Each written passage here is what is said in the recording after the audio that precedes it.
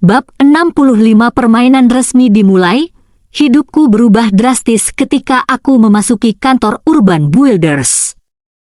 Kejutan yang disiapkan Fred untukku membuatku terdiam tanpa kata. Dia menandatangani kontrak agen eksklusif denganku.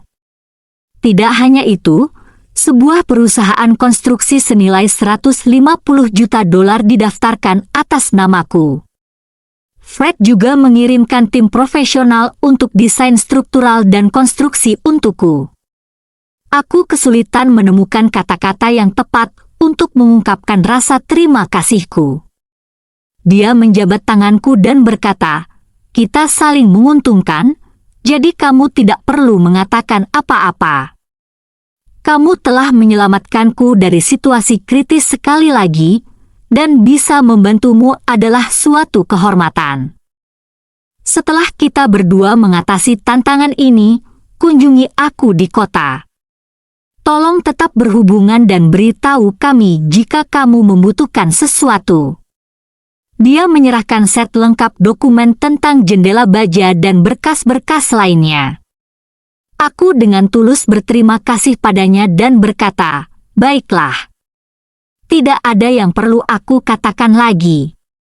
Sampai kita bertemu lagi, saat aku meninggalkan kantor Urban Builders, aku berkata pada diriku sendiri, "Chloe, permainan resmi dimulai." Aku tahu Atlas ada di balik ini, tetapi aku tidak pernah bertanya apa yang mereka diskusikan.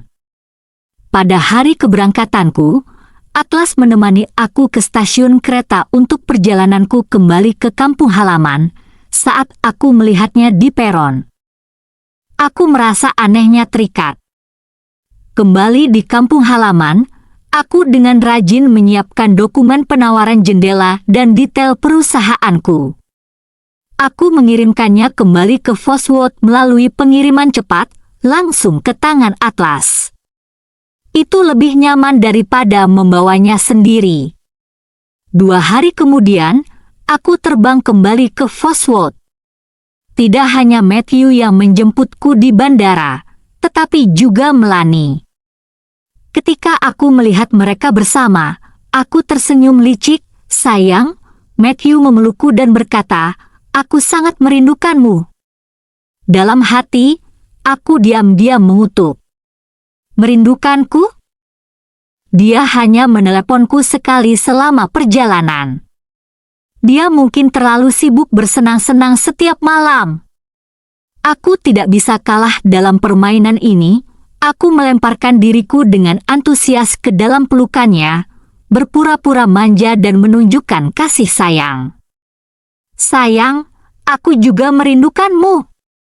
Setelah mengatakan ini, aku merasa merinding di seluruh tubuh. Kemudian aku berbalik ke Melanie. "Aku tidak menduga kamu juga akan ada di sini. Ya, aku sudah bersama kakakku selama ini. Dia bilang dia akan menjemputmu, jadi aku di sini." Kata-katanya yang penuh bangga membawa makna tersembunyi. Seperti yang aku duga, kalian berdua bersama sepanjang waktu. Aku bercanda dengan Melanie sambil tersenyum licik. "Kamu bekerja keras saat aku pergi." Matthew memegang tanganku sebentar dan mempelajari wajahku. "Kamu tampaknya kehilangan berat badan."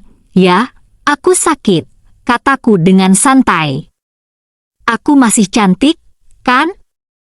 Aku merasa terlahir kembali." "Ayo pulang." Setelah sampai di rumah, aku memperhatikan rumah telah dibersihkan dengan sengaja. Juga tercium aroma penyegar udara. Aku berkomentar, "Wah, rumah ini tampak bersih sekali. Tidak terlihat seperti rumah seseorang yang telah pergi." Terasa cukup nyaman, Matthew mendeteksi sindiran dalam kata-kataku dan menjelaskan, "Aku merapikan rumah khusus untuk menyambutmu." Aku berjalan ke kamar tidur, membuka jendela, dan berkata dengan senyum nakal, "Ayo buka jendela." Ada bau tertentu di sini. Melanie tiba-tiba berdiri dan keluar dengan marah. Aku berbalik dan bertanya pada Matthew, apa yang terjadi? Apakah dia marah? Matthew memegang pinggangku dan menundukkan kepala untuk menciumku. Aku sedikit memalingkan wajahku, dan bibirnya mendarat di pipiku. Jangan pedulikan dia, tidak bisa tidak merasa dia marah pada kita karena begitu mesra, kataku dengan tatapan tajam. Bab 66 pertunjukan segera dimulai, itu omong kosong.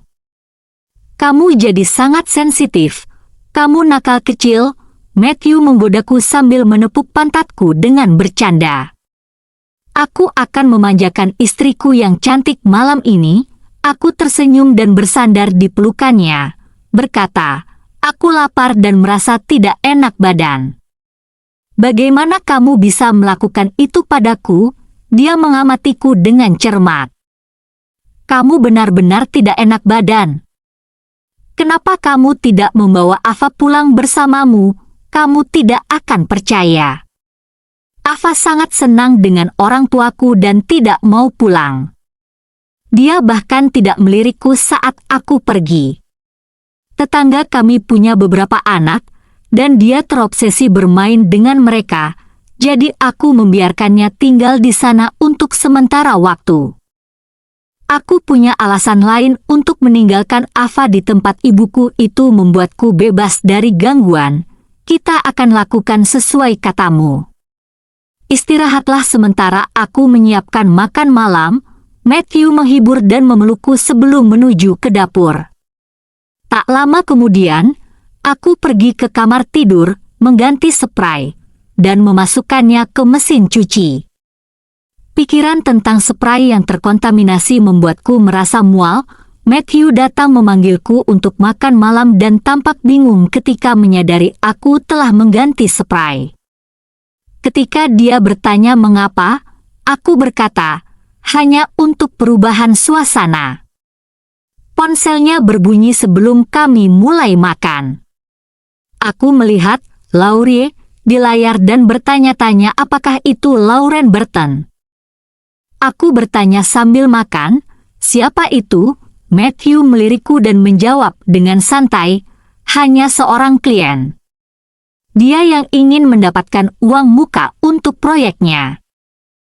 Perusahaan tempat dia bekerja masih tertarik untuk berkolaborasi dengan kita. Aku tidak bisa tidak mengagumi upayanya yang tanpa usaha untuk membuat cerita belakangan ini. Aku harus keluar sebentar. Aku tidak ingin melewatkan kesempatan untuk berpartisipasi dalam proyek besar seperti ini.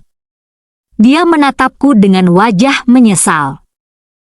Aku akan segera kembali untuk menghabiskan lebih banyak waktu bersamamu, jangan terlalu larut. Aku sudah tidak enak badan beberapa hari terakhir dan akan tidur lebih awal. Kamu sebaiknya tidak mengganggu tidurku, aku memperingatkan Matthew. Tampak memahami situasinya, Matthew merespons dengan senyum seolah-olah dia telah menerima pengampunan. Baiklah. Aku tidak akan mengganggu tidurmu, sayang. Aku pergi sekarang.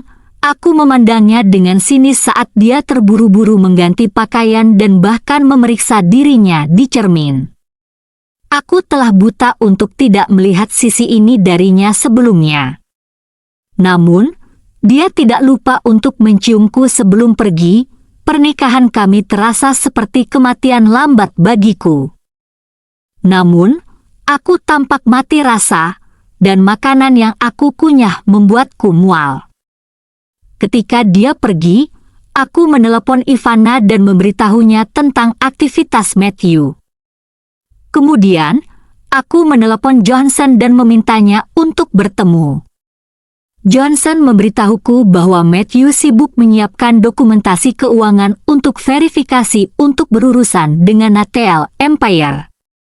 Selain itu, Matthew telah menandatangani proyek besar melalui perusahaan yang terdaftar atas nama Melanie, yang sepenuhnya tidak terkait dengan Tanum Corporation. Tidak peduli seberapa pemaaf aku bisa, aku tidak bisa mentolerir kebohongan terang-terangan Matthew. Kemudian, Aku menginstruksikan Johnson tentang apa yang harus dilakukan selanjutnya. Johnson tampaknya lebih patuh pada perintahku belakangan ini. Setelah itu, aku pergi menemui Ivana, dan dia dengan bangga memperlihatkan bukti kontak sering Matthew dengan Lauren. Itu menjelaskan mengapa dia tidak meneleponku saat aku pergi. Tampaknya dia cukup sibuk dengan Lauren dan Melanie.